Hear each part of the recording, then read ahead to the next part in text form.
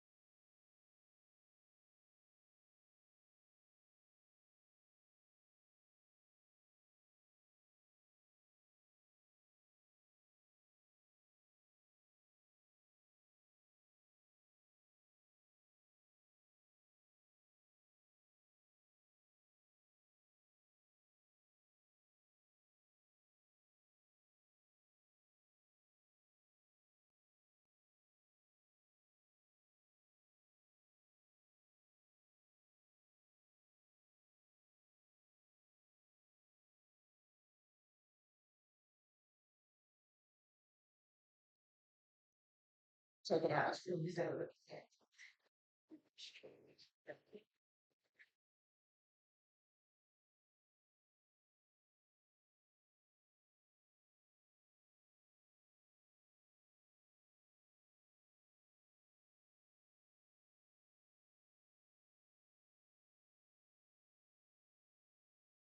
Henrietta, are you ready?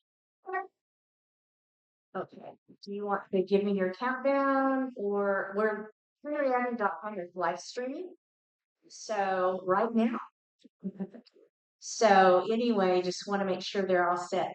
Welcome everybody to the Senate District 8 Republican Candidate Forum, and it's hosted by the Okmulgee County Republicans. I'm Marshila Pryor, the chair, current chair, and Stephen is right here. He's the current vice chair. Um, our moderator is former Okmulgee County District Assistant DA Jack, aka Casey Osborne. And Jack left us a while back and went to Ponca City, so he's now the ADA for Kay and Noble counties. He's also the former Young Republican vice chair and their current general counsel. So we're excited to have Jack with us today to help moderate. And I also want to say thank you to Jay Roberts with the Baptist Collegiate Ministries for loaning us the sound system at the last minute. The pastor from Crossroads Baptist helped us get that. So that was a real blessing. And then my friend James Turney, back in the back corner over there with Native Audio Visual, came today to help set up, make sure everything sounded good. And he does that professionally. So give him some business if you need AV stuff done. I want to also thank the Henrietta.com digital paper for live streaming the forum today. They graciously agreed to also us put it on our Facebook page. So we'll be doing that sometime this next week. And that's the Okmulgee County Republicans Facebook page. Uh, uh, Also, so let your friends know that they can see it on the henrietta.com or on our Facebook page. And they did want me to remind you that they do take donations. So if you have some extra money that you want to contribute to them, then see them afterwards. I want to say thanks to all the volunteers from our county group that helped make this happen, and all of you voters for caring enough to show up today and to be engaged. So, Stephen, your turn. All right, so we have some important dates coming up, and no, here says every vote carries the weight in smaller elections, and it does. When we have these off-cycle type elections, not we don't get quite the voting turnout, so turning out is super important. For February 11th, yeah, school boards, municipal mayor of Okmulgee County Commissioners, and then District 1 Republican primary for that would be for county commissioner, right? And then that's Ernie Guara and Jacob Branson. And then if you want to Google the OK Voter Oklahoma, it's OK Voter Portal to enter your information and look at the ballots. March 4th, we have the Republican primary election for Senate District 8, which are these gentlemen back here. April 1st, general election for school board and county commissioner. And then May 13th, we have the special election for Senate District 8, which will be one of these gentlemen here. Um, and then February 13th at 6:30 p.m., we have a candidate debate hosted by McIntosh GOP at the VFW in Eufaula. Okay, Okmulgee County Republicans, upcoming important dates. That's for us. We have a meeting the second Tuesday of each month at 6:30 at the American Legion. That is at 730 West 6th Street in Okmulgee. That's right there on the corner. Next meeting is February 11th. So we have they say we have a friendly group. I don't know. Uh, and we do have some really good meetings, and we would love for any of you guys to come check it out. March 8th, we would love to have all Okmulgee County individuals registered as Republicans by February 28th to attend the official precinct meeting and county convention on March 8th. This year, we elect precinct officers and county officers, including chair and vice chair, and vote on the platform rules and officers. Sign-in begins at 9 a.m. at Jubilee Church, located just north of Okmulgee. And then bring your government-issued photo ID or voter registration card so we can sign you in. And the county convention is the gateway to be a delegate to the state Republican convention on May 3rd in OKC. And you should have gotten a flyer for that on your way in.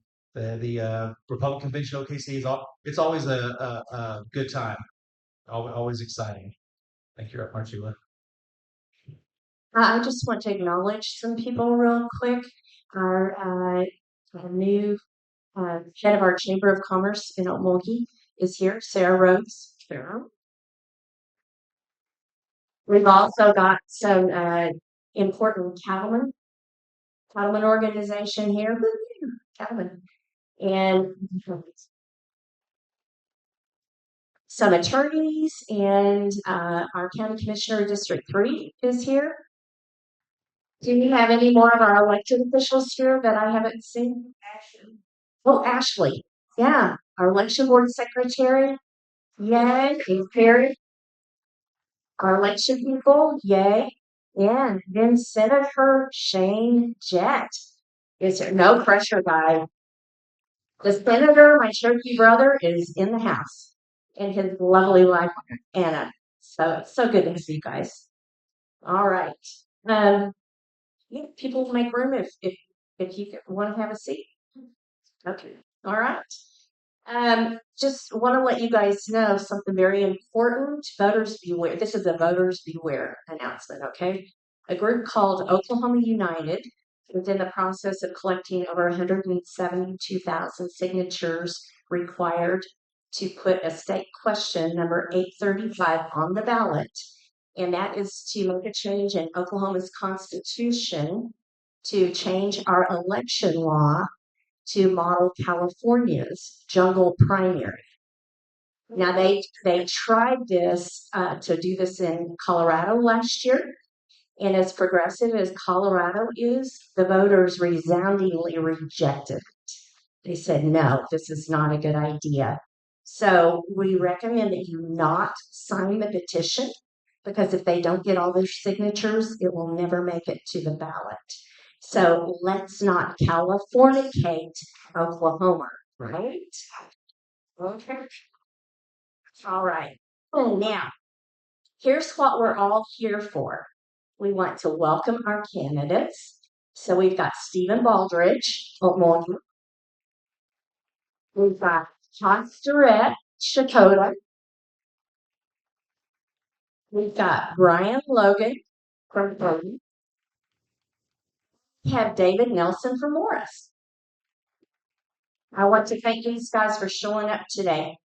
You should have all been offered an opportunity to receive a questionnaire by email or mail. These guys had to fill out a 12-page questionnaire with in-depth questions in order to participate today. You will see another name on the ballot, Jeff Ramsey. Jeff Ramsey contacted me and said, I'm not going to accept the invitation to participate in the forum today. And I said, is that because of the questionnaire? And he said, yeah, in part. So Jeff Ramsey chose not to participate today and chose not to complete the questionnaire. So anyway, if you want to get a copy and see what they answered, make sure you sign up at the front. We can email it or we can mail it to you if you don't have email. All right. Um, Also, you'll see there will be 6 candidates on the ballot. And former candidate Ed Jolly, who's here helping out today, terminated his campaign.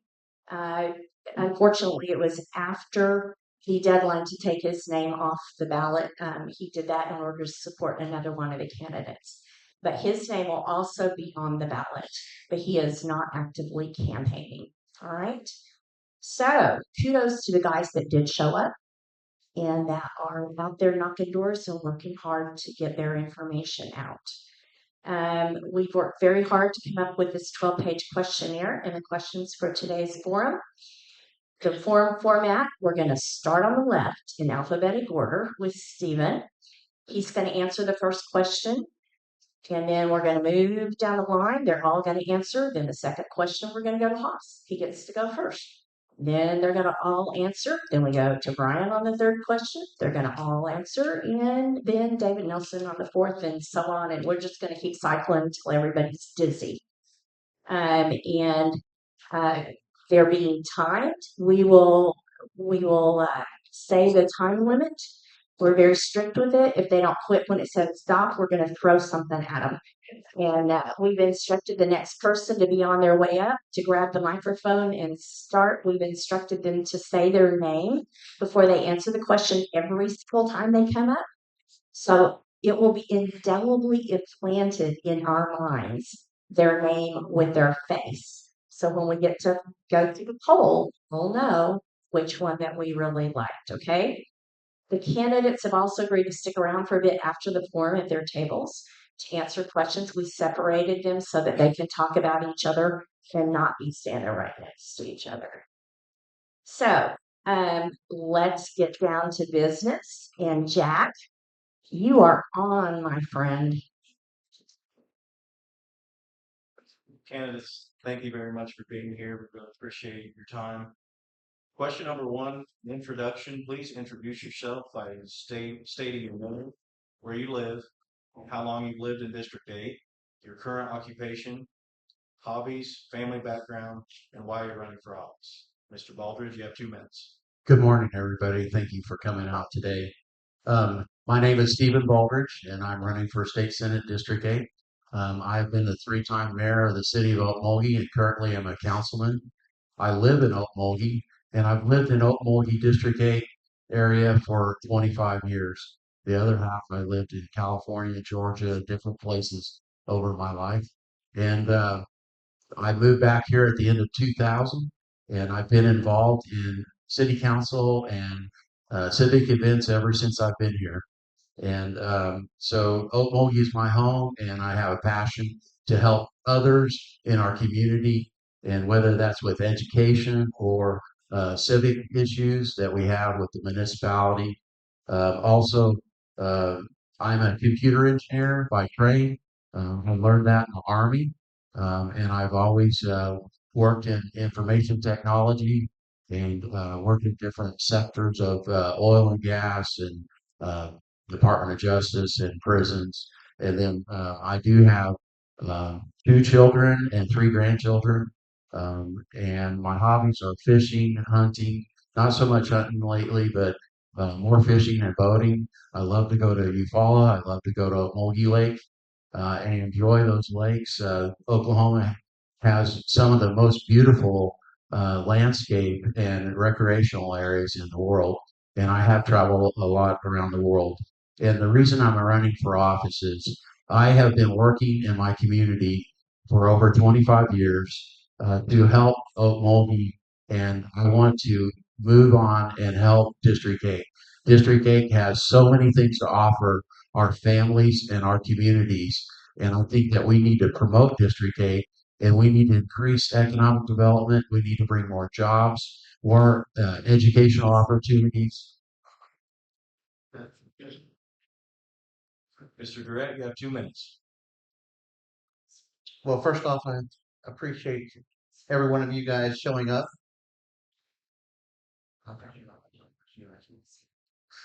We're not loud. Do you want me to repeat the question? I'll do that question. Okay, I'm sorry. We're new. This first time we're doing this. Okay. All right. I'm Off Durrett. I'm from Chakotay, Oklahoma. So McIntosh County is my home. It's one of the parts of the district just on the east side. Lake Eufaula is our tourism area over there. Lifelong resident of Chakotay. I own a small business over there, and my wife's a high school counselor. I have 2 kids, 2 daughters, 14 and just turned 12. Um, the I'm also vice chairman of the uh, Industrial Development Authority over there. So we work with companies to try to get our industrial development authority or property ready for investment for companies to come in. We work with infrastructure and things like that. Also, as a small business owner, I know how to work with people. I do it on a daily basis, whether it be employees or people that customers and things like that. So I appreciate your time today, and I can't wait to keep going and get the rest of these answers. Sorry. Mr. Logan, you have 2 minutes. Hello, everyone. My name is Bryan Logan. I am currently a pastor, and I'll jump back and get this. So, been in the district my whole life. Grew up in Peyton, Oklahoma, west of Okemah. Been there my whole life. Raised our kids there. Now we have grandchildren there. Currently, I'm a general contractor and also a minister. I pastor the Peyton Holiness Church there. We own a couple of small businesses as well. And hobbies. Who's got time for hobbies when you're running for state office? If I did have time, it would be hunting. I love to deer hunt. I love to turkey hunt. All those good things. Team roper, pickleball. So lots of hobbies, lots of interests. Had to put all that on the back burner to do this. And got a lovely wife sitting here, Lindsay. She's with me. She's been with us through this whole thing. She's done a great job. Got 2 children, 2 grandchildren. And the reason I want to serve is because I have been serving on a local level. A heart to serve people in the ministry. Been doing that for the past 20 years, and I want to serve on a broader scale, and I want to bring that same compassion with morals and integrity to serve this great state of Oklahoma and District 8. Mr. Nelson? David Nelson, I say lifelong resident of our District 8. I was born here. I've lived here about 28 years. I took a little 20-year break in between there, to go on vacation and serve in the United States Army for 20 years. I split that time between being a U.S. Army Ranger, doing special operations things, and then somehow slipped through the cracks and got selected to be a U.S. Army Black Hawk pilot, and did that for my last 20 years. Graduated from Morris High School, which is when I met my wife. I was 14 when we met. She was 15. I don't want to give away her age too much, but we are going to celebrate our 30-year wedding anniversary today. We've got 2 kids. My son, who's actually on drill right now in Oklahoma City, he's in the Air Force. My daughter, who's here, and they're both married, getting 4 grandkids. One that we get to meet in July. We got 2 grandsons, and this one right here is my biggest fan. He's dressed just like me with his lapel pin and everything. Retiring from the military, decided to move back home. The whole time I was gone, this state and my community supported me so much. I've got boxes full of, cards, gifts, Bibles, and things that the community had sent me while I was there. And I'd always had that desire to serve, so I moved back home. Worked in the gas and oil industry for a while, at Holly Frontier at the refinery in Tulsa. So my heart is certainly with gas and oil. It paid my bills and fed my kids. for years. Then retired from that, became the tag agent in Morris, so I get a lot of face time with our taxpayers. Some of it's good time, some of it's bad time, but I get to hear their issues and I get to hear their concerns. And then just that desire has always come on. A few years ago, I was sitting on my deer stand. That's why I didn't shoot a deer that year. I was sitting there praying, what's next for me in life and how's another way to serve. And then the resignation of Senator Roger Thompson fell into my path, and I felt like that was it. So that's why I'm here today. I still want to serve, and thank you guys for having us. Look forward to it.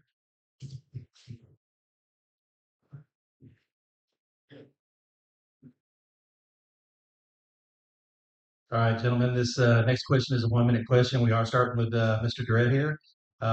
What do you see as the primary role of a state senator, and what is the specific duty you owe to your constituents? Thank you. The primary role is to listen to you, to vote for you, to help you get the things that you think is important and want done. That's the primary role, in my opinion. I'm there to answer the phone call. If you need me, you'll have my number. You can call me, and I'll answer your phone call. I don't care what time it is. 1 o'clock in the morning, I may have to call you back, but other than that, I'll have you taken care of. And if I can't fix the issue or address the issue, I'll know someone that can. And so I'll get you in touch with the people that can get the things done that you need done and alleviate your concerns. I'm very open and very easy to talk to. I'm not very easy doing this, but I'm very good one-on-one. So if you got a problem, you call me and ask me, and I'll help you out. Thanks.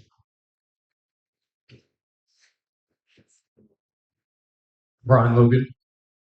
The role of the state senator, my role would be the same things Haas said here, is to listen and to speak. So we listen in our district. We come out. We listen to the people. We listen to Jack, what he's got to say. We listen to Marshila. We listen to all these great folks, and then we go to 23rd and Lincoln and we speak. And so we speak on your behalf. We listen to you. We speak on your behalf. And as far as the things that I owe you exactly what I've stood for and my principles that I've campaigned on. And if I can't give you that, I can't give you nothing. David Nelson, the role of state senator is to shepherd legislation from its inception all the way through until it is either passed or it is either killed. We do not enforce law. We do not interpret law. We simply write law. And the way we decide how we're going to write law is having communication with those constituents in our district. And we do that by providing open lines of communication through town hall meetings, through legislative briefings, through openness, through our official office. And I can tell you, I talk to my legislature through social media a lot. I mean, that's the way we communicate. That's the way we talk sometimes. Most of them are open to that. And as long as you have an open line of communication with everyone and we all are communicating and the things are, and the things that we are going to try to provide fall within the platform of our Republican Party, then we'll make every effort to make that pass.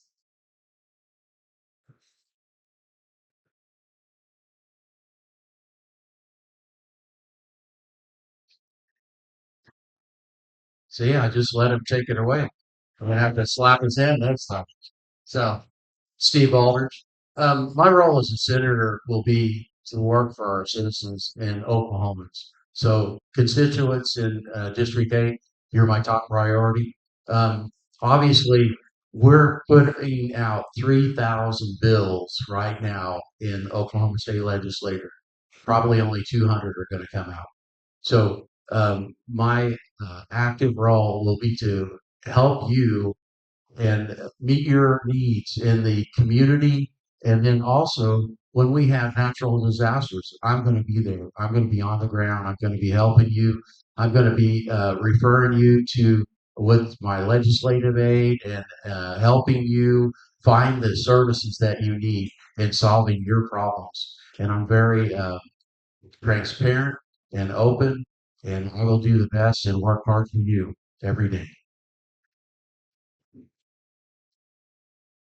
Where there's confusion, there's profit. This next question, we're going to start with Mr. Logan.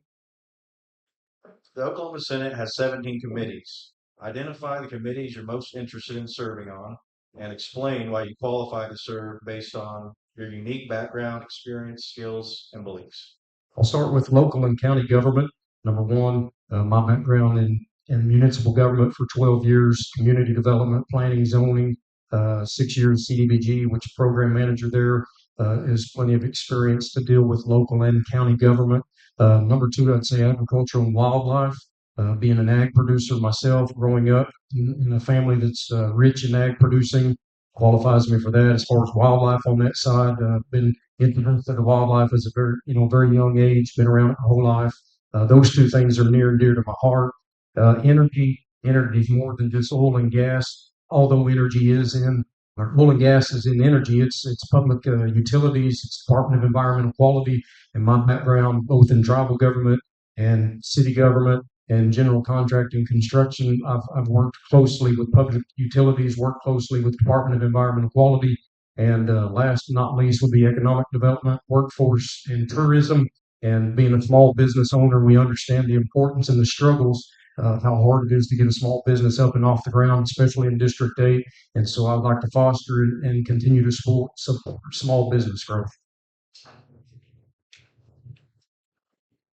Dave Nelson, one of the committees I would like to be involved in would also be energy. I spent about 6 years of my life after I got out of the U.S. Army serving with Holly Frontier at the refinery in Tulsa, and it was an amazing, eye-opening experience. I bore my family to tears sometimes when they start talking about energy, and I can describe to them how we take that drop of oil out of the ground and put it through a refining process, and that's now what we're using as propane to cook our burgers on. It paid the bills in my house, and I have a great heart for oil and gas and the energy. Also, we need to start looking towards the future. I know there's a huge deal with the wind turbines and solar energy and these other alternate green economic stuff. And I was with all these guys at the Capitol. You can tell we kind of goof around with each other because we spend a lot of time together and we're all actually pretty good friends.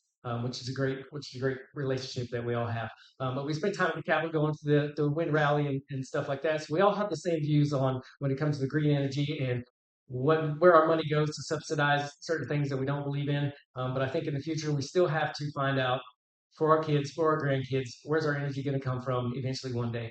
I think that maybe somewhere in the nuclear realm. It's very safe. It's how we power our ships and submarines underwater for long periods of time. So we have to capitalize on the resources we have right now, but also think for the future. Another one for me, it's probably an obvious one, but military and veteran affairs. I spent 20 years in the military. I feel like our military and our veterans are a great asset. When I took my time and I was debating on where I was going to retire when I moved from Fort Campbell when I retired. Actually, we were in Fort Rucker, Alabama when I retired, decided where I was going to retire. I looked at each state and I looked at what their taxes was and what their benefits for military was and all these other things. Ultimately, Oklahoma was not the best option, but my family's here and I love the state, so I moved here anyway. Since then, they've changed the law. Now my military retirement doesn't get taxed, and it's appealing to military veterans when they retire. These are a great group of people. They are a motivated group of people. They bring businesses, they bring income, and I've got people who are about to retire that saw our last election and said, "Hey, man, your state looks pretty awesome. I think I want to move there." And so I give them encouragement to move here. I give them where we're trying to go, where we are as a state. I think that's a great asset, and I think I'd be good for one of those committees. Stephen Baldrige. Education is something that's really dear to me, and I think that's a great effort.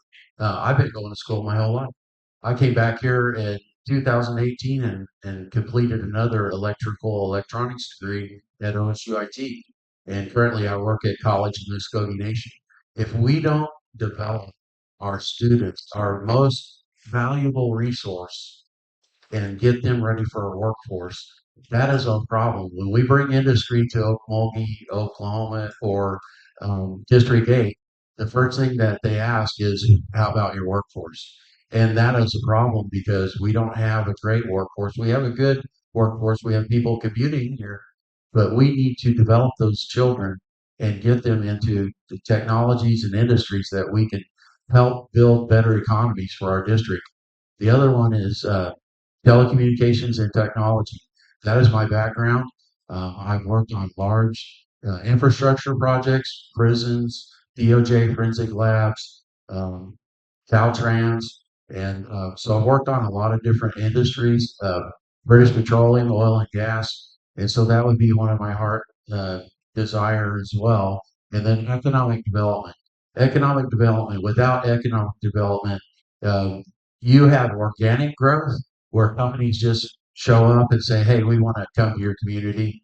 But you also have economic development where you're looking at industries and targeting them, trying to get them to come to your district so that you can have more jobs for your next generation and for the current generation. And we need jobs in District 8. Thank you. House Durrett. Luckily for me, you don't have to be a great speaker to be a great leader. Because anyway, all right. So economic development, transportation board. Um, those are a few of the things. Tourism, obviously, where I live in the Lake Eufaula area, tourism is a big deal.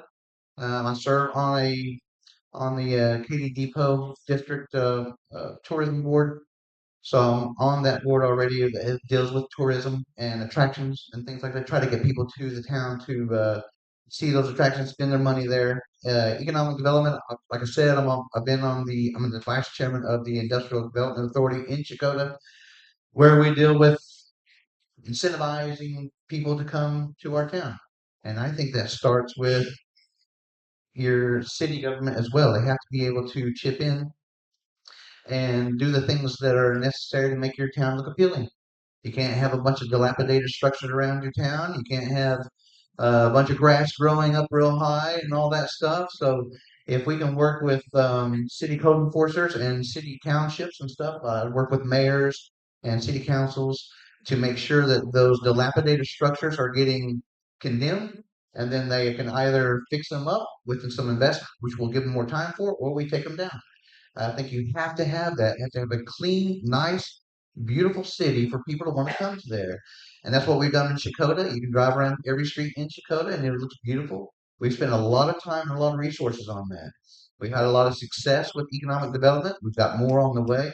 A lot of it is infrastructure though. You have to have an area designated that has utilities, roads, infrastructure.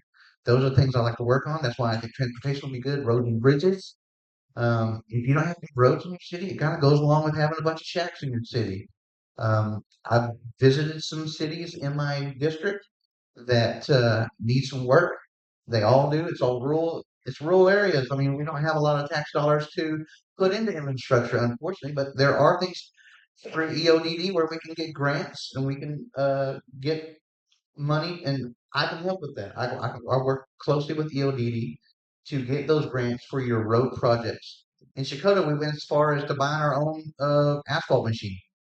We don't contract it out no more. We need got a road that needs to be fixed. We just fix it ourselves.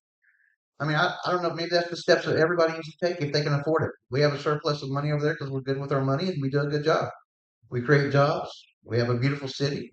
I think I can do that everywhere else. I went to Beggs. Beggs needs some help. Their sewer system hadn't worked since 2019. That's an issue. We've got to fix that. I'm the guy to do it. I went to their city and I went in and talked to them. I want to know what's going on in Beggs. Apparently about a lot of bad stuff. So I got to try to help you.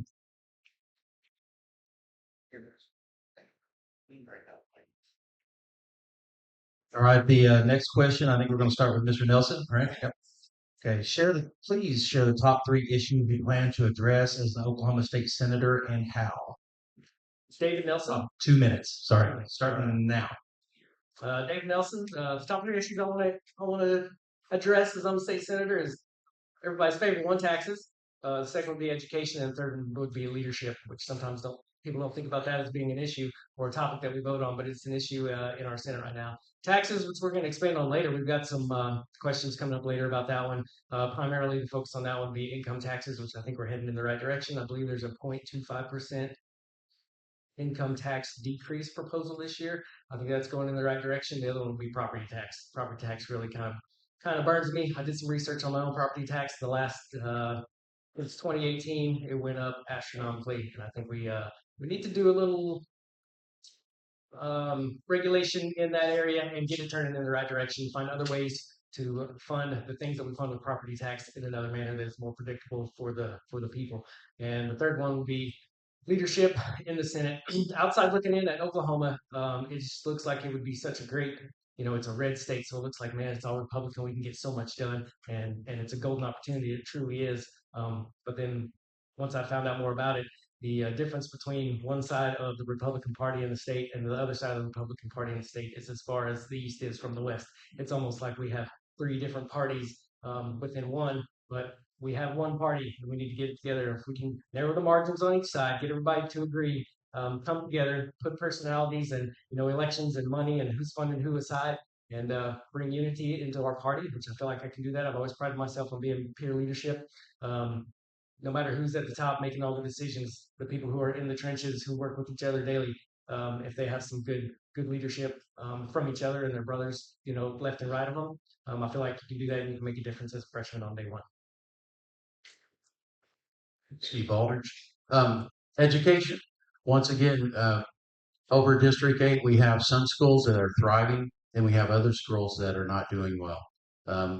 So one of the things that we can do is we can work with the Department of Education and we can work with the skill districts that are having problems. And if they need oversight. And we need to look at what's going on in those schools and why they're not excelling. Some schools in our district excel really well and others don't. And so those have to be addressed because I can name several school districts in our area here, and for 25 years they haven't changed and they keep doing the same thing over and over. So that's the definition of chaos. We need to change that. We need to address those issues and we need to hold people accountable and use transparency. The other thing is economic development. I would work in District 8. One of the things, I was on the Economic Development Board here in Okmulgee area, and for 8 years. And we developed the Phillips Refinery site, and we're still working on that right now. But we have other locations in District 8. There's a nice place in Industrial Park in Okemah, and there's other places in Eufaula. We have to have shovel-ready areas that bring businesses that can break ground and they have the utilities and everything in place so that they can thrive. We can't tell people that, oh, we'll have that in 2 years. They need telecommunications, they need water, sewer, electric, and we need to have those areas ready. And we continue to work with those people in those different counties to make sure that they're focusing on that. Otherwise, they won't grow. So, thank you. Durrett. Taxes. So income taxes, I'm going to be a huge supporter of reduction in income tax. Can't do it all at once. Can't just get do away with it because obviously our economy was shut down. We have to stair step it, which is what I think we're going to do. I'm going to try to do. Can't get away with property taxes just yet because that's what funds our schools. Obviously, anytime you have a school bond issue, it's your property taxes. That's how you get your new arena. That's how you get your new school, your new Head Start, whatever it is, high school. So we'd have to figure out a different way to fund it, which maybe there's a possibility out there that I'm open to anything. I'd take a look at it. Education, it starts at the top. The superintendent is the guy. If you don't have a guy that's producing for you, why does your school board continue to rehire the guy, right? Get rid of him. So I think teachers that don't perform, they shouldn't get their contract renewed. I think you got to hold them to a higher level. I think you got to be a little stricter on the students. It seems like we're getting a little soft, in my opinion. I know at Warner High School, I can speak for that because that's where my wife is a high school counselor at. They have a fantastic school, great grades. They got a good rating with the state, but they're very strict over there. The kids kid and call it the Warner Christian Academy over there because there's no vaping, there's no cell phones, there's no hats in the hallway, nothing. You get in trouble, your first offense is 30 days suspension. They don't play around over there. It's a hard school to get into because they select who they take, and so the parents know that. So if you get in trouble and you're gone for 30 days, they make sure that you do what you're supposed to do to get back in that school because it's a good school. A lot of kids are going there because of open transfer, which I'm a fan of. I think it holds the bad schools accountable.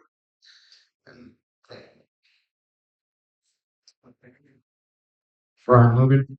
So there's a lot of issues that we face in rural District 8. It's really kind of hard to narrow down the top three, but I will start with this first and foremost. Number one, I am a Christian conservative, and that is my primary goal in this state is to stand with those values, whether it's being voting at the Capitol, whether it's local. So first and foremost, Christian conservative values. I agree with Nelson on that. There is more issues take place, and we've got to stand for the conservative Christian values. Get this in order, and it helps all these other things. I'm a firm believer in that. Number two, and like I said, you could put a bunch of things in here. Economic development. We've got to foster growth. One thing, a word that has resonated over and over the last 10 years would be sustainability. The last thing we want to do is bring business, and not us as state, but I'm saying local county, bring state, bring business in, and then it disappeared just as fast as it came in. So we've got to cut taxes, common sense regulate, and create an environment for people to come here. Obviously, healthcare is a big thing in District 8, rural District 8. Healthcare is pretty much non-existent, and so I would fight for that. Try to find incentives to bring out of state healthcare workers into the state of Oklahoma. Great incentives, and as always, like I said, agriculture is a big issue. Roads, all these are big issues, but that would be the top three, starting with Christian conservative values. Steve Baldrige. Mr. Baldrige, we'll start with you for the next question. As a state senator, outline the role you see yourself playing in encouraging economic growth in District 8 and across Oklahoma. You have 1 minute. So economic development will build a stronger economy for District 8. And without it, then we're going to always we're going to be lacking, and we're not going to be able to keep our families here as they graduate, they move on. And so one of the things that the state's done is they've created a tax incentive finance district, and you can use that TIF tool, and we've done it several times here in Okmulgee, where you create an area and the appreciated value goes into a fund that helps build infrastructure. So there are tools in place that we have from the state level that we can use on the local level and in the counties. And we have to educate our commissioners, and we have to educate our municipal officials on the tools that they can use, because it's hard for them to take money out of sales tax and build an industrial park. So that's really why we're not getting new areas, but you need to do ED grants.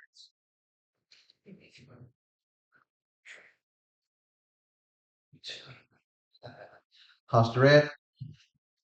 Economic development is not brain surgery. Okay, it's creating an area for and incentivize people to come to your town to invest in your town. Like I said a while ago, having a nice, clean town, having an area that's ready to go, a tip area like what Mr.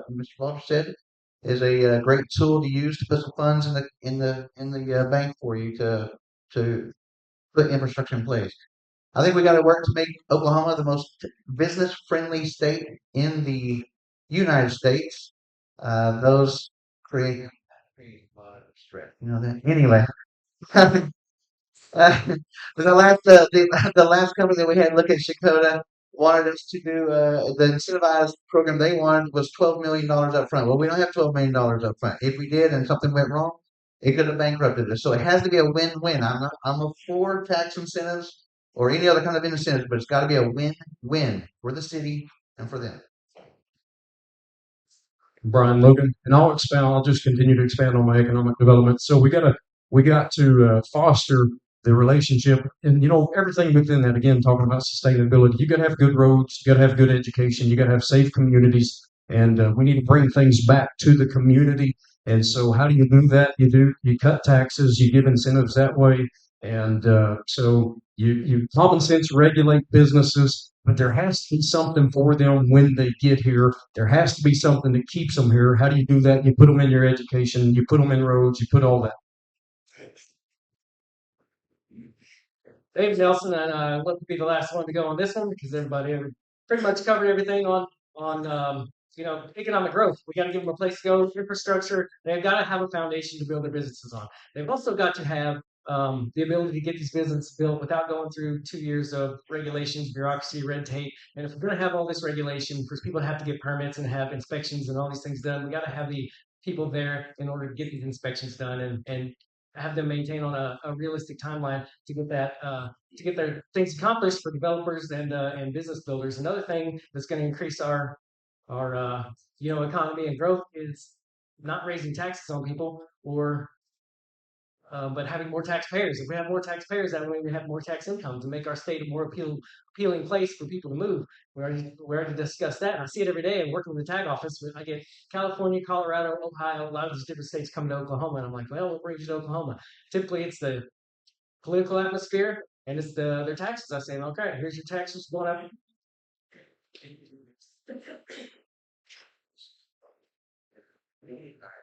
Okay, the next question, I think it's Mr. Durrett starting. What role should the state of Oklahoma have in regulating wind farms as far as location, expansion, or restrictions of those? Yeah, I stand for with President Trump on the green energy scam. I believe it is that. It has to be a scam because they won't pay for themselves. If you watch the show Landman, he explained it pretty well. They will never cover their footprint of the cost of what it takes to build them. They have to have federally funded or state funded or funds. I don't like it. I don't think it's great. I think we should rely on oil and natural gas. That's what we have. That's what we're going to use. That's what the most cost efficient way to produce energy is. I just don't get it. This is common sense to me. I don't understand how this is a big issue. No wind farms, no solar farms, none of that stuff. I don't get it. I don't understand why this is an issue. Full gas, period. Bryan Logan. So this is an interesting topic because, and I actually talked to Marcia a little bit about this in my questionnaire. Under natural resources in the Oklahoma GOP platform, you'll find that it says support essential wind farm and solar farm. And so I put that on there that I didn't agree with it because it is not essential. Number one, the role of the state, give it back to the county and the local level, allow them to decide whether they want wind farms or not. We all know we all know the detriment to the environment. We know all these things. We know that it kills tourism. And so we're well studied on this. Give it back to them. But I would co-author any bill that makes harder regulations as far as setbacks, gross production taxes, decommission funds, all of those things that needs to happen before they ever put one up. Dave Nelson, research hasn't been completely done, and we've seen it all the way out to fruition. So my biggest fear is, or one of my biggest fears is, they come in, we put these wind farms up. These people, they're happy, man. They got their money now. They got a windmill sitting on their property. Now all the wind farm goes bankrupt. It's defunded. Now you got this big windmill sitting there in your yard. It's collapsing. It's falling down. It's putting petroleum into our soils and waterways. It may have shed, fiber, as the research has shown, that it's all across the place. Now the Oklahoma Department of Environmental Quality and the EPA is coming to you saying, hey, it's on your property. You got to clean this up. You're being fined this amount of dollars for this long. So I think we got to protect ourselves from ourselves, from what we don't know, and what's coming. And I did a little research on this, and we got to find it on the right paths. I heard some stuff about it puts off magnetic waves and it's making helicopters fall out of the sky, which kind of concerned me because I am a helicopter pilot and I flew some to check them out, flew around some to check them out. One day I'm out in West Texas and luckily I didn't fly out of the sky. Steve Baldrige. I think that Oklahoma is a oil and natural gas mecca, and we're number 2 in wind. But by the time you put somebody or allow someone to build a wind farm on their property, but then you're going to go and you're going to take the property rights of everyone that has to forfeit the easement to get to their property. And so I really, and also wind and solar are not reliable for our grid. And I think we need to focus more on natural gas. We have tons of natural gas. And over at Shoto, we have a natural gas power plant. And I think that's something that we need to focus on versus putting windmills in the middle of our green country. I don't agree with that. Mr. Logan, what state tax policy reforms would you be interested in supporting and why? You have 2 minutes. Bryan Logan. I don't like property taxes and I don't like income taxes. I would support for revamping and or removing them completely. I would be all in favor. I will be in favor of a consumption tax, a service tax rather. Boy, it does a few things. You know what? I know there's not a current legislative trying to go out, hasn't maybe made it out of committee yet, but removing the property tax at 65 is a great idea because it gives a chance to the elderly when they're ready to retire and they get to pay all the high price for insurance and medication, it'll give them a break. So I am full support of removing and or revamping property tax and income tax, going to a consumption tax, and also that'll give a chance that anybody that is here illegal, if they're buying something, they're paying taxes. David Nelson, the two things I would hit on taxes, one's the income tax. We're already going in the right direction with that. We'd like to see that go down to zero. Of course, we've got to do that methodically and with a balanced budget. Always do it with a balanced budget. The second one would be property tax, also like Bryan talked about. We can't just yank the rug out though. I would like to see transfer of the things we pay for, property taxes, and the other taxes, consumer taxes and service taxes. And the property tax thing is like you said, we have our elderly, we have those on fixed incomes, and we have those low wage earners who budget out every year, and there's not a lot of margin for error in there. And then the year comes around, now your property taxes are up, and now your mortgage rate or your mortgage has now gone up for the rest of that year, and it's something that is not predictable and you can't handle. If that was on a consumption or another tax, then you can budget that and you can decide whether you do or do not want to participate in that. My property taxes since 2018 have gone up over $1,200, and it has been it's been killing me. I got a great interest rate 2 years ago, refinanced. I'm like, oh man, I'm good to go. Now my mortgage is right back up to where it was back when I refinanced, and now I'm looking at the property tax. Also, I think we could bring the bar down on how much you can bring that property tax up percentage wise in 1 year, and then the maximum amount that you can do it, and then also with our elderly, just have a time when you don't have to pay property tax. Steve Baldrige. I believe that we need to reduce the income tax. It's like when you go to work and you trade your time for money, and then the government, whether it's local government or state government or federal government, it's like a sponge. They will take every dime you have and they won't even apologize. And they think, well, we need more from you. So we need to have a balanced budget, which they're working on right now. But right now they talked about over 800 to 900 million dollars that the agencies want in new spending.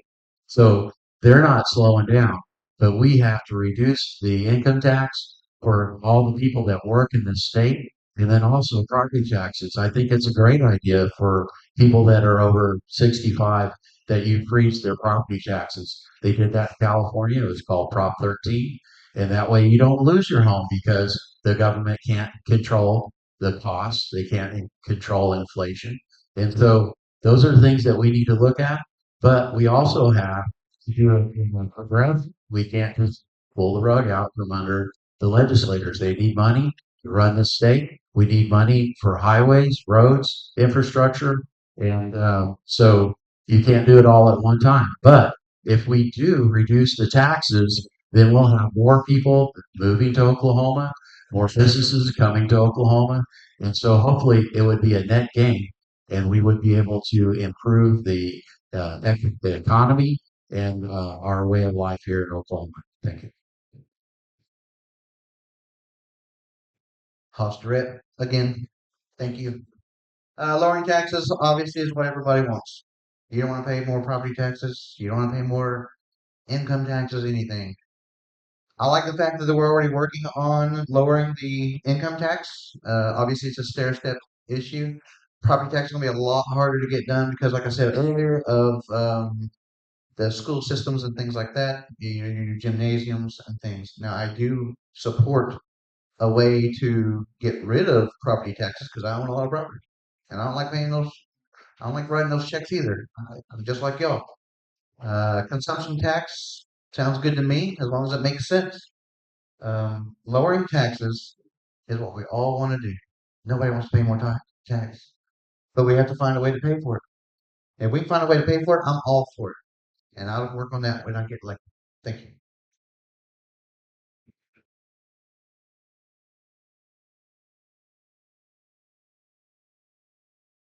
Okay, gentlemen, the next question is also a 2-minute question. Let's start with Mr. Nelson. What is the state's role in ensuring public safety, law enforcement, fire services, public health, including vaccine mandates and disaster relief? Share your stance also on red flag laws. All right, David Nelson. I think it is paramount for our citizens to have a safe community to live in. We have to support our fire departments. We have to support our EMS. We have to support our local law enforcement. Without those, without order, we have chaos, and you can't live, thrive, and survive in a chaotic community. I think the next one on that was disaster relief.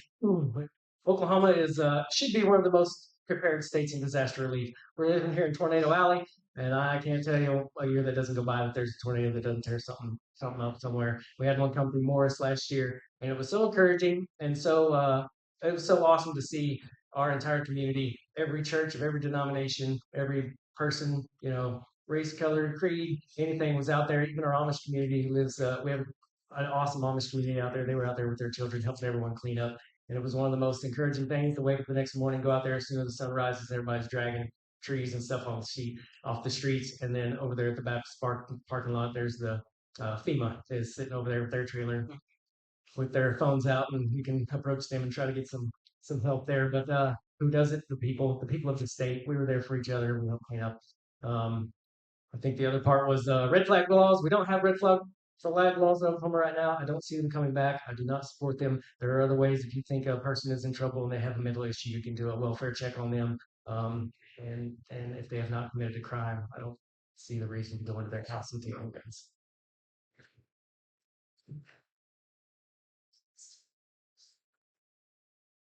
Steve Baldrige. One of the main principles of the state and county and local is for public safety. And we need to continue to provide those services. We have county services with the sheriff's department, and then the municipalities have police departments, fire departments. There is no state fire department. There is a state, police, highway patrol. So those are main things that we need to continue to support. I support law enforcement. I support the fire, and we need to continue to do that. But with inflation, everything keeps rising. So that's the challenge for us is we need to constantly remove and replace equipment that's out of date and that costs money. So we need to look for new ways through grants and which, we'll see what's going to happen now that we have a new president, and we'll see how that's going to play out in the next year or so. But we've got to continue to work on our local levels to provide that access. And then public health is definitely a state and county level function. When we had the COVID outbreak, I know as mayor, they came to me and wanted me to make decisions. And I'm like, no, that's the health department. The health department is here for a reason, and they need to give us guidance based from the state and tell us how we need to tackle this problem. So thank God for those agencies, and they will continue to be in place, and we need to support them as best we can. Um, and then on red flag laws, we do have red flag laws, and we use them in the municipality, and we're required to. And the red flag laws came about because of 9/11. Now, what they want to know is proof of citizenship and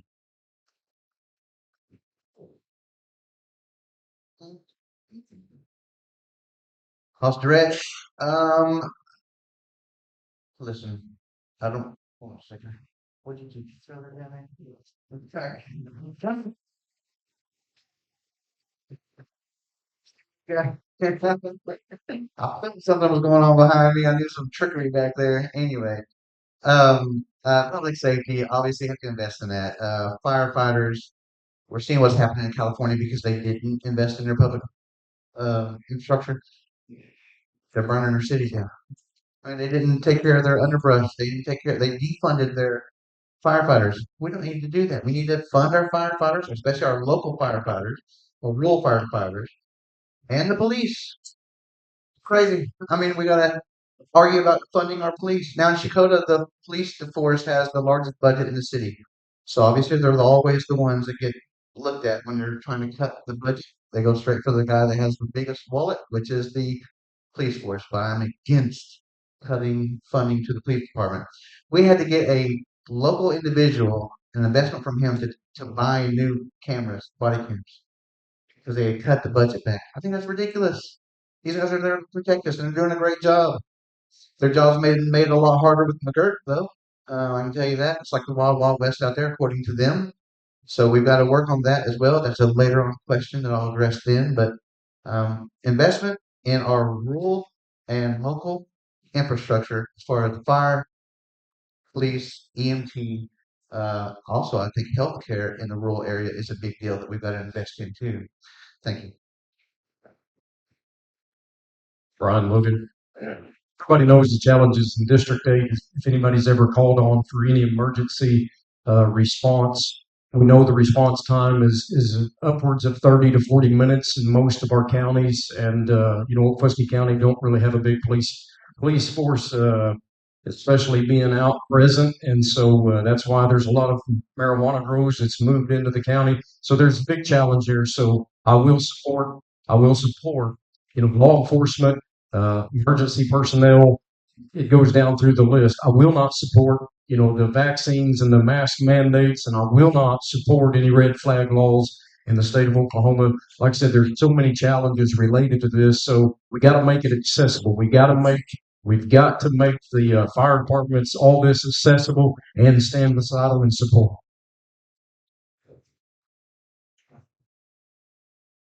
Mr. Baldrige, what do you believe are the most pressing issues facing public education in Oklahoma, and what solutions would you propose to address them? You have 2 minutes.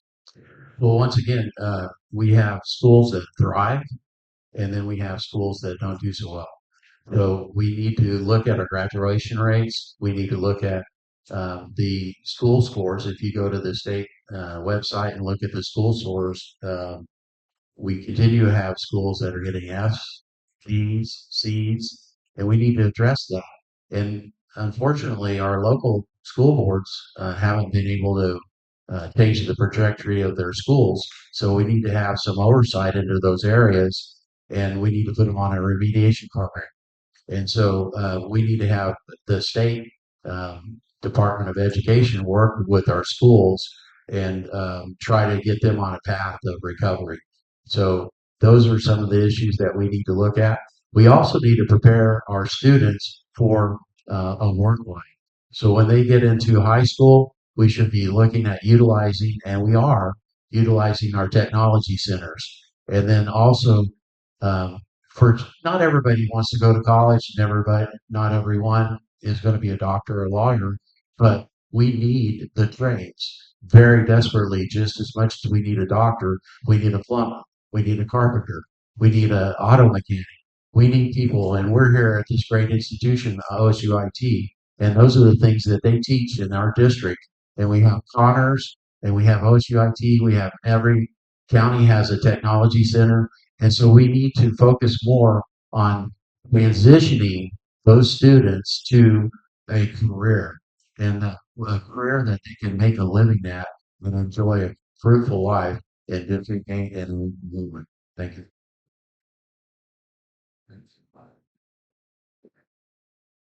I'm looking at my notes, and I can't believe I have to say that reading and writing needs to improve. That's just all this stuff blows my mind. All the things that I'm getting into and figuring out and stuff. How this is just common sense stuff, but reading and writing is an issue. I think we just rated 40 something in the country on reading and writing. It's ridiculous. It starts at the top. The superintendents, the school boards, the teachers. They got to be held accountable. That's why I like the fact that you can open transfer now. I hope that takes care of the. I think it takes care of the holds the bad schools accountable, and they got to fix their stuff. Also, MOTEX are super important to me. The trade schools, like I said, not everybody's going to be a doctor, not everybody's going to be a lawyer.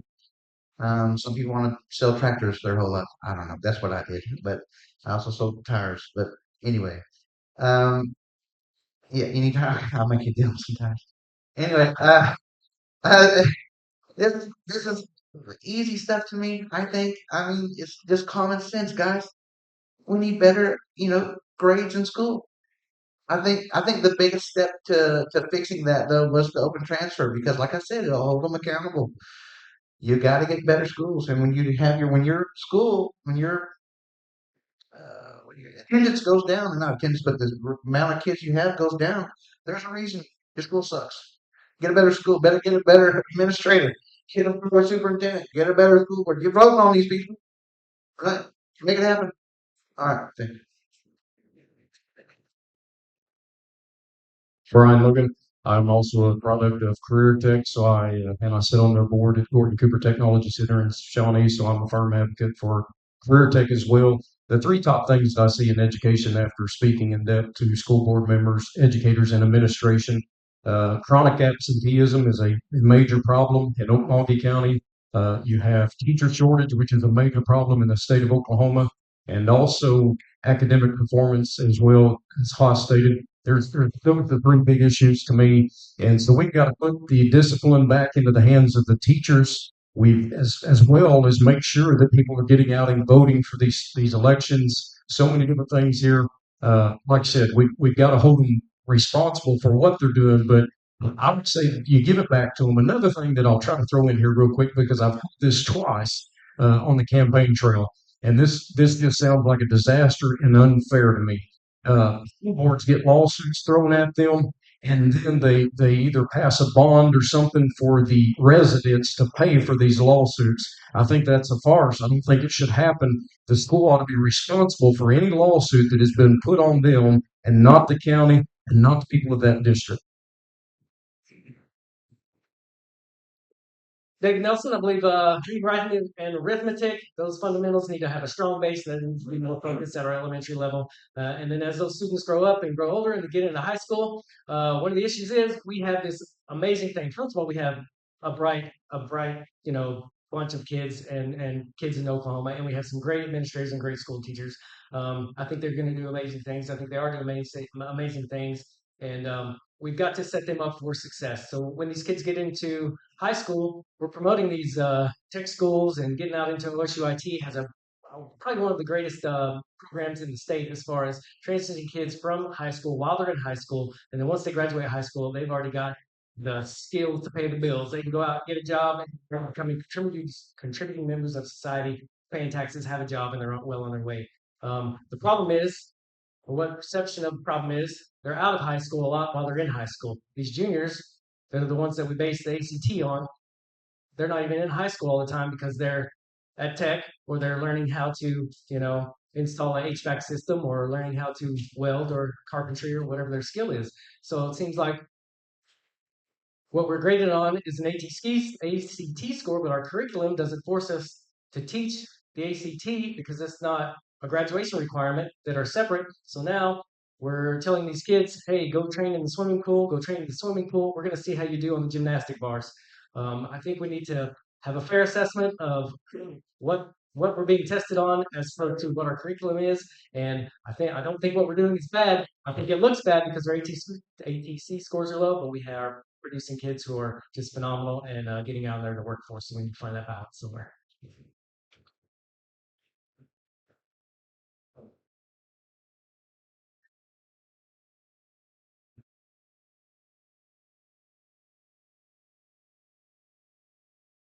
All right, gentlemen, another 2-minute question. What policies would you support to ensure the safety and well-being of public school children? Haas Durrett, I support law enforcement in schools, especially the really bad ones. Show a little force, make them think twice about acting crazy. You can promise that stuff to me. I don't know. You have a bad school or a school that has problems on a regular basis. Have a presence there, right? Teachers for trained up for concealed carry. It's a touchy subject. Some people are for it, some people are against it. I'm for it. I think it's a good idea for them to be able to protect themselves and the other students. If somebody crazy comes in, starts knocking them down, they can take care of the problem immediately. I don't have a problem with that. Like I said, I support law enforcement in schools. It sucks that we have to have them, but it's something that we got to do, unfortunately. I think once we have the presence there, you'll see the issues go down quickly. Thank you.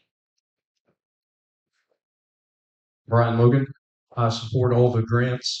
There's several opportunities for schools to make their schools safer already. I support that. I support them reaching out.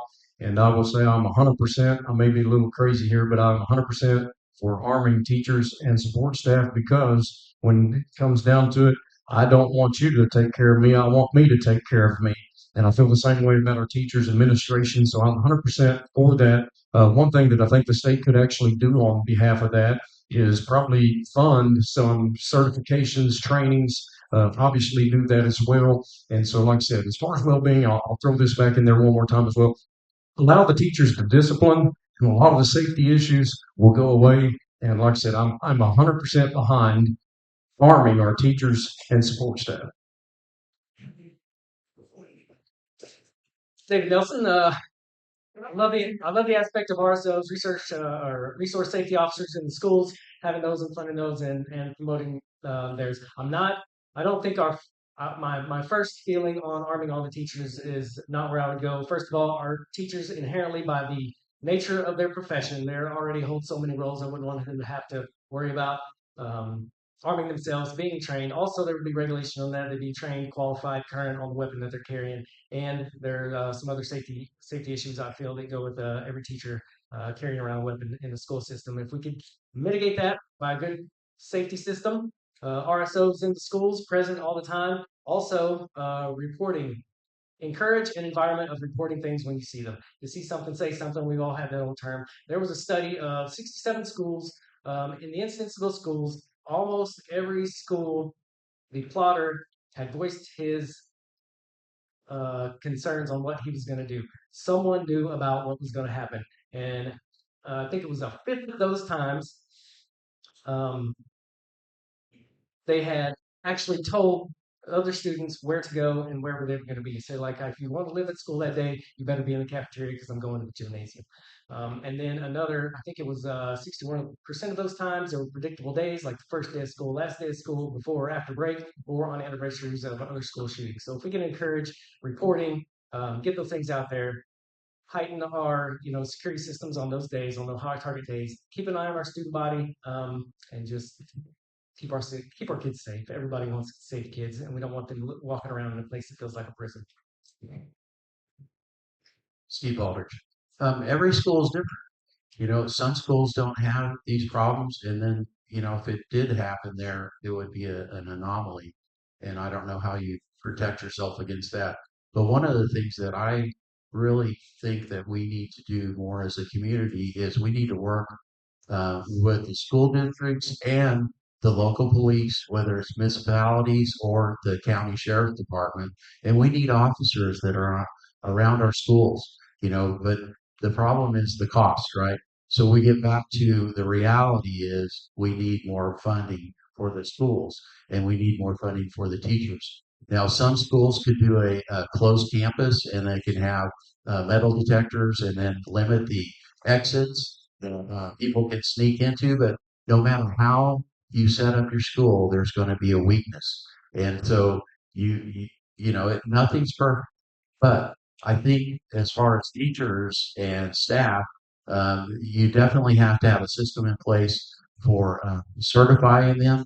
My fear is if you have teachers and staff that are carrying weapons, that's great if we had an incident. But what happens if that teacher or that staff member shoots a student? That'd be fatal. And I don't think that we need to think about that lightly. I definitely believe in the right to bear arms, but I think we need to provide security. And if we're not, we should be already. We had security when I was in school. So what happened? So we need to have security in our schools. And if we don't, we need to get it quick.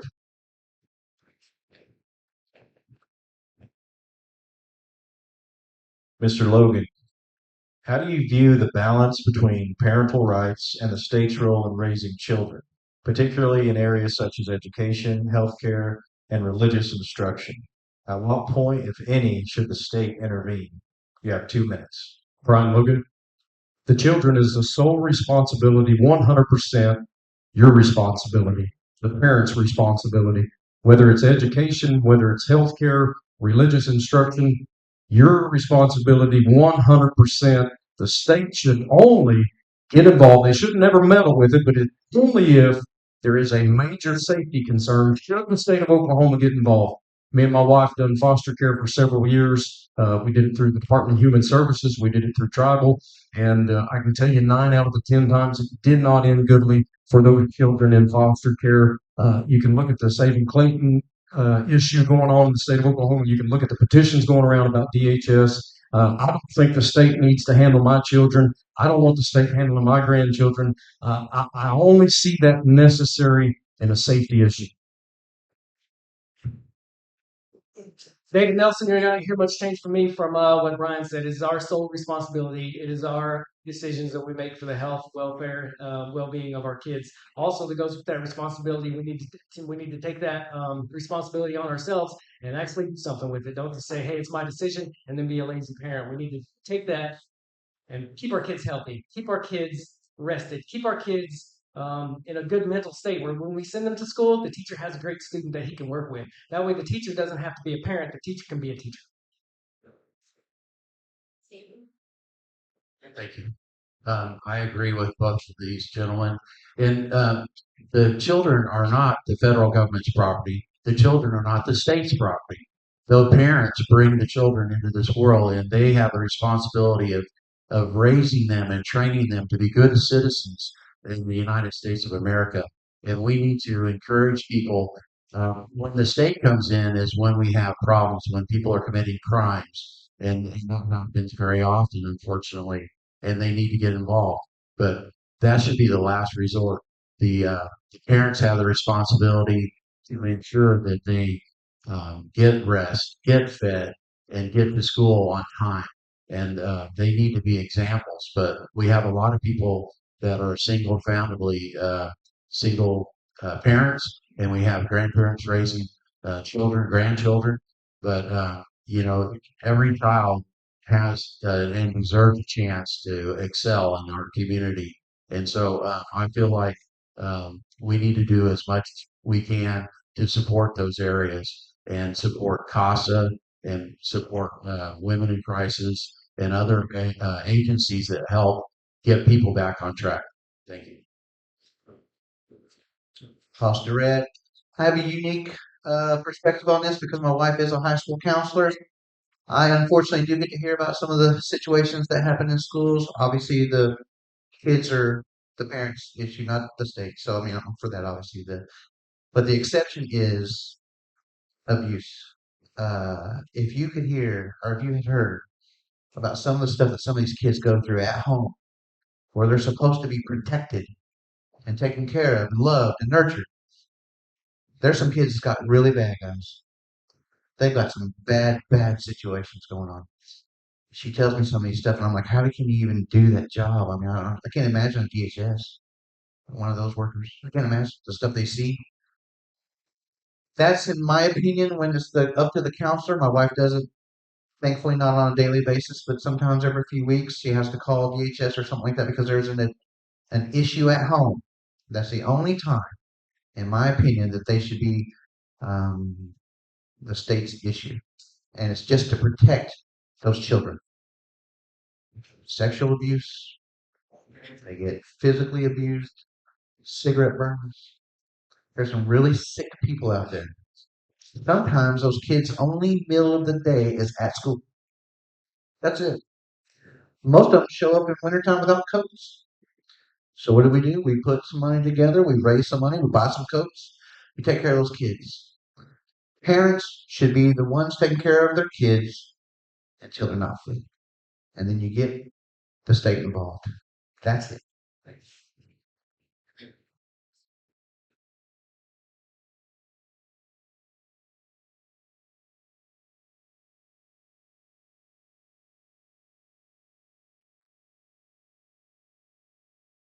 All right, gentlemen, this is a 1 minute question.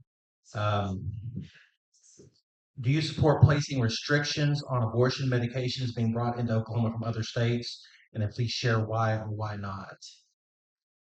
Dave Nelson, yeah, abortion is not authorized in the state of Oklahoma. Therefore, the medicine, if its sole purpose is to cause an abortion, then it should be illegal in Oklahoma. The same way prior to recent history, if marijuana was illegal to possess, you were caught with it, then it was a criminal charge against you. I don't know the current restriction, if that is a C2 controlled medication anyway. The problem we're going to run into is enforcing that law when it's prescribed by an out-of-state doctor coming into the state, but it goes on the person that is possessing it. If they are in possession of a drug that is required to do one thing, and that one thing is illegal in the state, then I am support of outlawing that. I believe in life, but as far as placing a restriction on a medication, I think the issue is enforcement. How are you going to enforce that issue?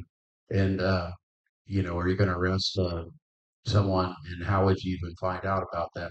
So I think that would have to be reviewed, and also would have to see if it would even float constitutionally. I support placing restrictions on the pill.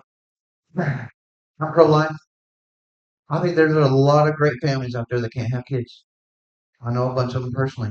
I know several friends of mine tried for a ridiculous amount of years, had 6 miscarriages. They decided to adopt. They adopted a kid. That kid's siblings became available for adoption because the parent, whatever reason, they got the kids. They turned into a very good family. I don't think we should abort our babies. I think there's plenty of families out there willing to show them some love, willing to raise those kids that they can't have kids there on their own. So I support them for life. Bryan Logan, I 100% support this. Matter of fact, the weeping prophet Jeremiah said in the Bible that he knew me before I was formed in the mother's womb. And I'll say this, that abortion is murder, always has been, and life begins at conception.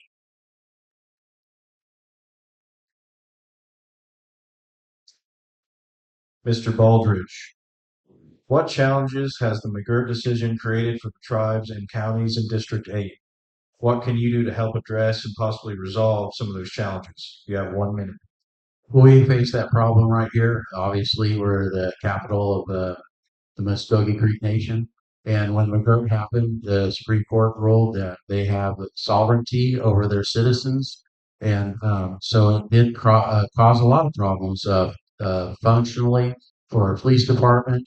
And so we've had those challenges here in Okmulgee, where if a public or state officer or a municipal Okmulgee PD arrested someone if they were a native, that they couldn't do anything with them. So we created a memorandum of understanding with the Muskogee Creek Nation, and that is working really well right now.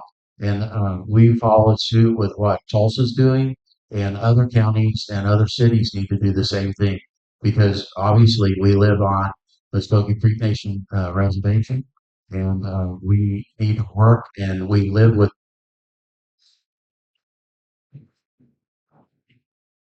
Durrett, I believe in tribal sovereignty. I'm a Cherokee citizen myself. I think it's created a lot of issues. My law enforcement friends tell me that it's kind of like the Wild Wild West out there. I think there's been some improvements made, but I think we need to work better together, and we need to come up with more solutions. I think both sides want safety for our citizens, and so we obviously have the same goals. We just got to work together. Like I said, they're making some headway, and I'd like to help continue that thing. Bryan Logan, I am a member of the Choctaw Tribe of Oklahoma, and so I will start with this. I think McGirt is a terrible decision, and also it is a Supreme Court ruling that is out of the hands of the state of Oklahoma. And so I encourage each and every one of you to go to your federally elected officer and tell them that it's not working. I'll just give you a few statistics. So speaking to the county sheriff, prior to McGirt, even juvenile hearings, they'd be full, they'd be placed down the hallway. After McGirt, you might have 2. And so it's affected each and every one of us. It's affected local and county to do their job. And so I would encourage each and every one to go to the federally elected officer and tell them to remove it, and tell them the hardships that is placed on us on a local level and a county level. I know that even the tribe, the Light Horse, is sending theirs to Festival County to house them there in our county jail. Like I said, It's placed a big issue with criminal law, and if we ain't careful, we'll allow it to come into civil law. David Nelson, I know where we were trying to convict it. It'll be in two different areas according to the McGirt law. My issue is where the rubber meets the road. When my daughter-in-law calls for someone jumping over the fence in their backyard, the last thing I don't want her to have to answer, the very first question I ask her is if she's tribal or not. I really don't care. If you are trained, qualified, and you are a servant of the public, you need to show up and serve that issue. Address the situation as it is, then we can deal out what the situation is after that. If you want to see an old Army grumpy guy get fired up, let one of my wife or children be in an emergency, and then someone not show up for them based on the color of their skin or their background.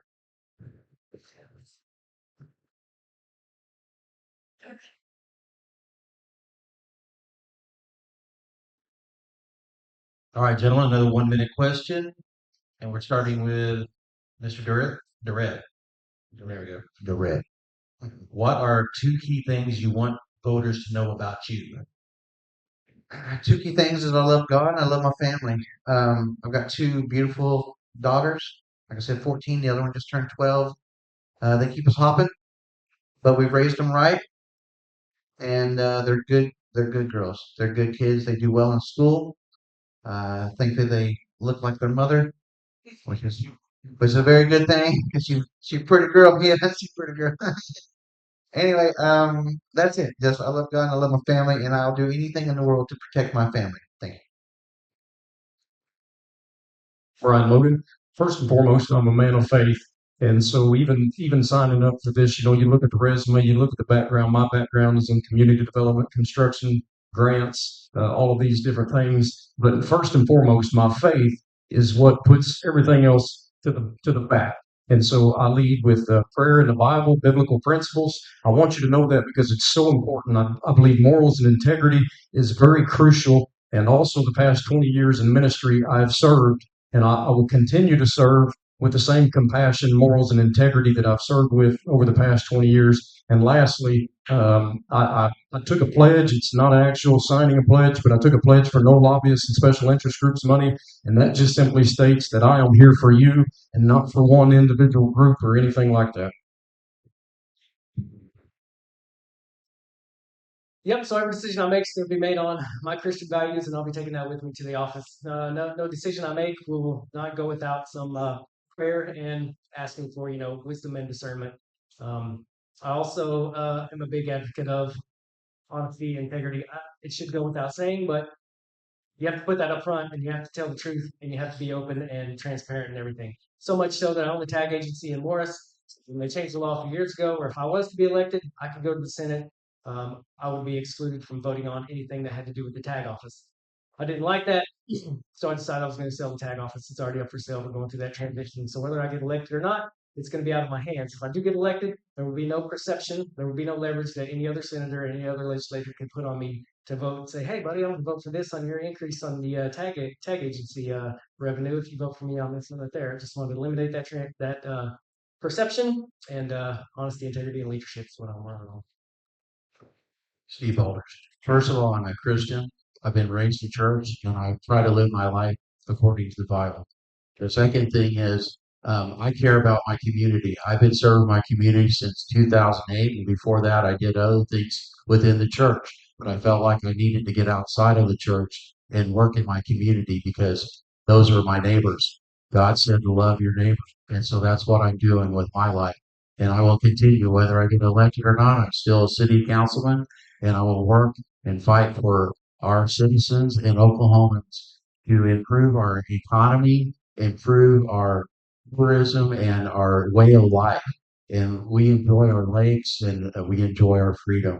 And that's why I'm here. I'm here to fight for you. And I like to listen to people. If they have an issue, I will sit down and listen to them, and I'll work hard on your issue. And that's from my perspective. Thank you. Gentlemen, the last thing will be closing remarks. Please conclude by addressing any final points or topics you'd like to make or cover, any clarifications. Mr. Logan, we'll start with you, and you have 3 minutes. Bryan Logan.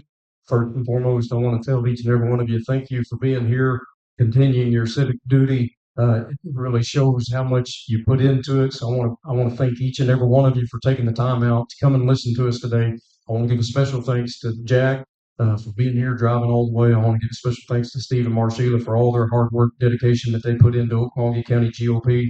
Thank them. And so, final remarks, I would just say I'm transparent, lead with the Bible, morals and integrity. If you have any questions, I have an open door policy 24/7. My phone number's on the flyers. If anybody needs any information, it's back there at that table. And I look forward to seeing each and every one of you again, and we will stay involved. David Nelson, I just want to tell everybody thanks. Thanks for hosting. It's so encouraging to see everybody that comes out. Thank you guys for keeping your finger on the pulse of the political, atmosphere of our district and taking care of it. I also want to thank all my opponents here. There are a couple that aren't here. It's been encouraging. We've been to a lot of the state events together. We give each other a hard time. We all get along, and I think everybody would be fine with another one getting elected. Although don't vote for me. Think my family, they go through it, man. When you go through something like this, my wife has been through a 20-year military career, me 7 times overseas, so she's the one that's always had the hard job. I just get up here and make jokes and make fun of myself. But thank you guys for coming out. I'm looking forward to seeing what happens, whether I do or don't get elected on day one. As long as I go to bed that night with my character, my integrity intact, then I'll be a happy man. Steve Baldrige, thanks again. Thank you for having this forum, and thanks for coming out today because, as an American citizen, one of our main rights is that we can vote and we can change the trajectory of our climate, our political climate. And we are a representative government. And so that's why we're here, because we care about our communities.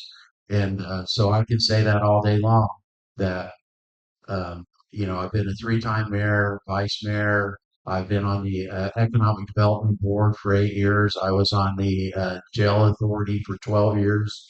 I put my money where my mouth is. I actually have been working in my community, and I will continue to work in my community, whether I go to the state or not, because I care about where I live. But I think that our District 8 has so much potential, and I know that it is building and gaining on the economic front. Our unemployment rate statewide is 3.3%, so that's a good thing. I'm going to continue to support education, higher education, technology. I am going to be involved in those areas, and rural healthcare was something that we didn't touch on too much, but we need more healthcare. Creek Nation plays an important part of that.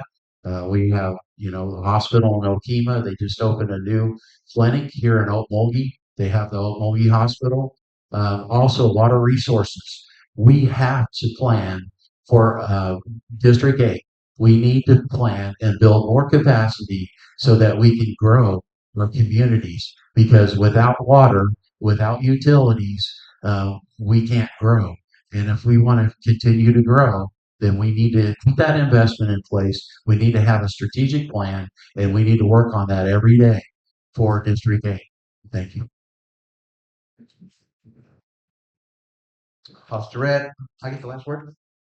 Fantastic. It started off real rough for me today, but it got better as it went along, I feel like. And I appreciate the support from everybody.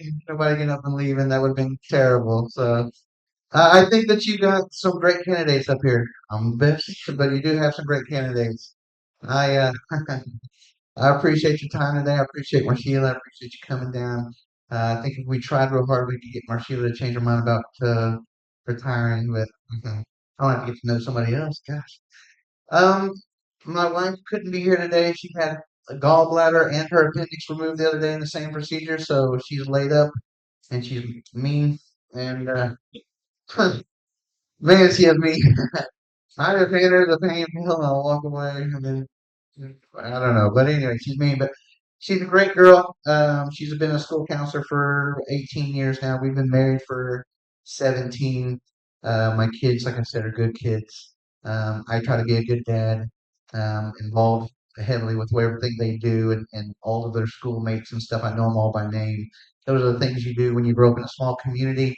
Go to rural schools, you get to know these kids, you watch them grow up, and then you start over some other, My time on economic development, my time as a small business owner. As you can tell, I'm pretty blunt, pretty to the point. I don't like to screw around and waste a lot of time. I like to tell you the way it is and what I feel like, and I'm going to go there and I'm going to fight hard for you. I'm going to listen to you. You're going to call me. I'm going to take the call, and I'm probably not going to know the answer right off the bat because I'm not the smartest guy in this room or around. So, but I know the smartest guys, and I can get you in touch with them. We can get you fixed. Whatever you need, I'm here for you. That's it, plain and simple. I'm here for you.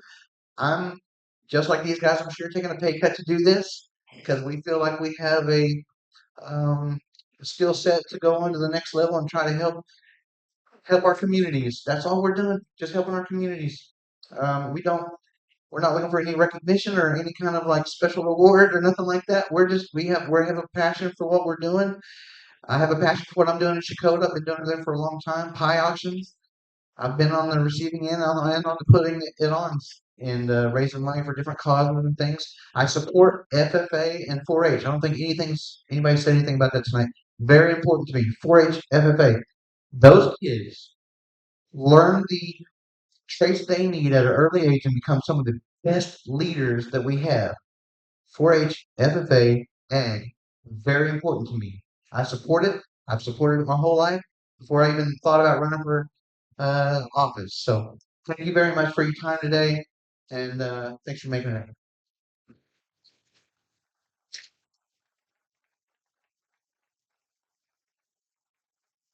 I get the last word, boss.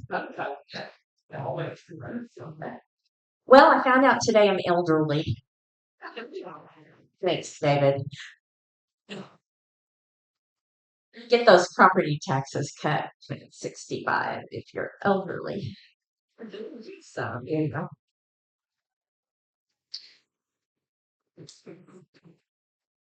Anyway, man, what a great time. And, they didn't wax the whole elephant, so we're getting out of here faster than we thought. But anyway, it'll give us plenty of time to talk to people and ask questions of people that, maybe you didn't hear quite enough, or you just have specific questions that you want to ask. We typically don't open it to the audience and things like this because that can just kind of get out of control. And a lot of times people want to get up and they want to expound on their question and they never get to their question. So we allow you to meet with them individually afterwards.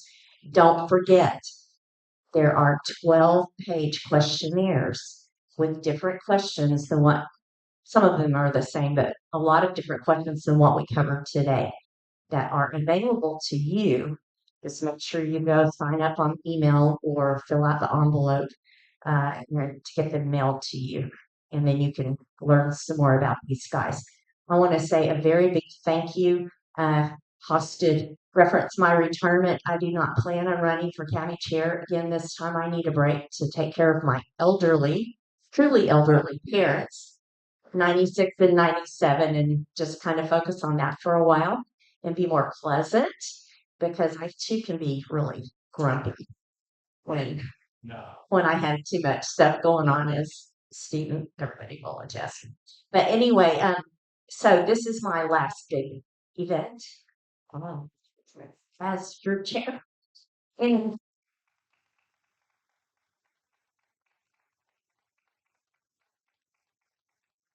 I love it and I hate it. Be chair, love it, hate it. It's bittersweet, but I will still be involved in, helping out whoever's the next chair, probably Stephen, in the group and around the community. So anyway, it's been a pleasure. Thank you so much for coming. Thanks to all these guys. Let's give them a big. I just want to say one last thing because I'm preaching always, God bless him. He called you on, he made you cry. So thanks to everybody. You're dismissed.